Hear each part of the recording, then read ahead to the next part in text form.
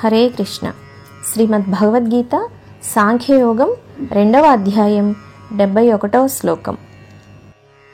విహాయ కామాన్య సర్వాన్ ఉమాంశ్చరతి నిస్పృహః నిర్మమో నిరహంకారః సశాంతిమధిగచ్చతి.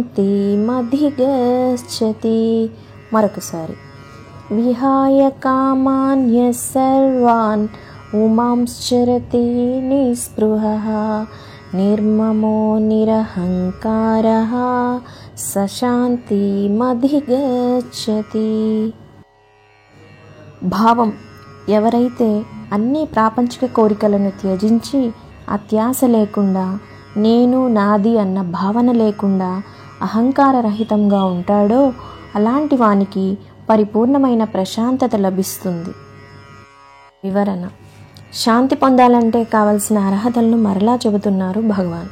కోరికలను వదిలిపెట్టడం, ప్రాపంచిక విషయముల మీద ఆసక్తి లేకుండా ఉండడం, మమత అహంకారం వదిలిపెట్టడం. అహంకారము అంటే ఈ దేహమే నేను అనే భావన.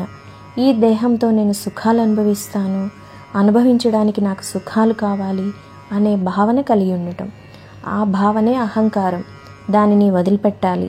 ప్రాపంచిక విషయముల మీద ఆసక్తి లేకపోవడం, ఇటువంటి గుణములు కలిగిన పురుషుడు పరమశాంతిని పొందుతాడు అని మరలా ఘంటాపదంగా చెప్తున్నారు భగవాన్. ఈ వీడియో నచ్చిన వారు తప్పకుండా సబ్స్క్రైబ్ చేయండి, లైక్ చేయండి, కామెంట్ చేయండి, షేర్ చేయండి. ధన్యవాదాలు.